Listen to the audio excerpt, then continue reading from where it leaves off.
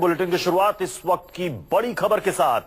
अयोध्या में विवादित ढांचा गिराए जाने को लेकर सुप्रीम कोर्ट में सुनवाई चल रही है। सीबीआई ने सुप्रीम कोर्ट में मांग की है कि इस मामले में आरोपी बीजेपी के दिग्गज नेता लाल कृष्ण आडवाणी, मुरली मनोहर जोशी और उमा भारती समेत 14 लोगों के खिलाफ आपराधिक केस चलना चाहिए। इनके खिलाफ लखनऊ में केस चलना चाहिए, ये सीबीआई ने सुप्रीम कोर्ट में कहा है। आज इसी मसले पर सुप्रीम कोर्ट में सुनवाई हो रही है,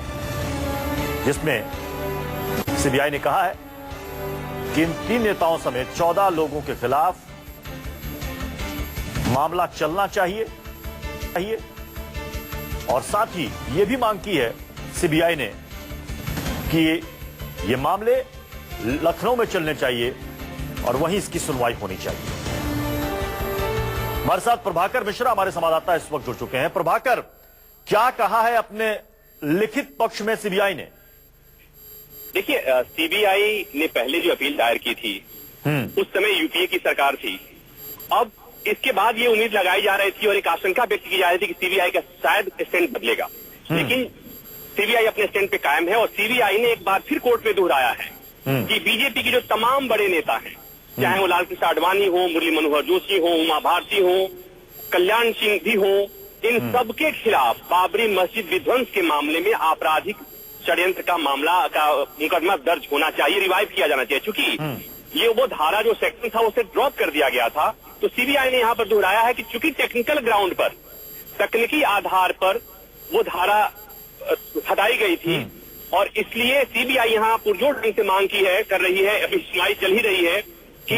इनके खिलाफ मुकदमा चलना चाहिए आपराधिक षड्यंत्र में, क्योंकि हाईकोर्ट ने भी माना था कि ये बीजेपी के जो तमाम बड़े नेता हैं, संघ के कई बड़े लोग हैं, वो प्राइमा फेसाई उनके खिलाफ ये सबूत है कि जो बाबरी मस्जिद विध्वंस हुआ था उस षड्यंत्र में ये लोग शामिल थे। तो इस लिहाज से देखा जाए तो ये अगर सुप्रीम कोर्ट इस तरह का कोई आदेश देता है तो निश्चित तौर पर पार्टी के लिए ये एक बहुत ही विशेष तरह की स्थिति पैदा हो जाएगी। सब एक तरह से कहें कि बीजेपी का जो मार्गदर्शक मंडल है उसके तमाम नेता हैं सो इस दायरे में आएंगे और उसका प्रभाव होगा और उसके बाद एक बार फिर देश में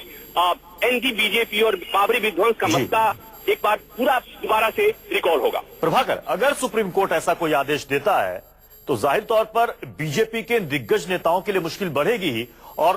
खास तौर पर तब जब इनमें से 2 नेता, चाहे लाल कृष्ण आडवाणी की बात करें या मुरली मनोहर जोशी की बात करें, जिनको बारे में कहा जा रहा है कि राष्ट्रपति की रेस में ये आगे चल रहे हैं, इनके संभावित नाम की बात की जा रही है। अगर आदेश सुप्रीम कोर्ट का ऐसा कुछ आता है तो शायद इनके लिए बड़ी मुश्किल हो जाएगी।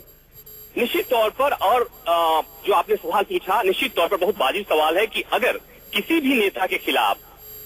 आपराधिक षड्यंत्र का मामला चलेगा तो जाहिर सी बात है कि उसे राष्ट्रपति के उम्मीदवार के तौर पर नहीं देखा जा सकता जी। तो जो तत्काल प्रभाव दिख रहा है, अगर सुप्रीम कोर्ट ऐसा आदेश देता है और तो उसका जो तत्काल प्रभाव दिख रहा है वो यही दिख रहा है कि आने वाले समय में राष्ट्रपति चुनाव के समय उसका प्रभाव दिखेगा और निश्चित तौर पर जो बीजेपी के 2 वरिष्ठ नेता हैं उस रेस से बाहर हो जाएंगे। चलिए, अब देखना है कि सुप्रीम कोर्ट इस मसले पर क्या आदेश जारी करता है। बहुत बहुत शुक्रिया प्रभाकर हमारे साथ जुड़ने के लिए। आगे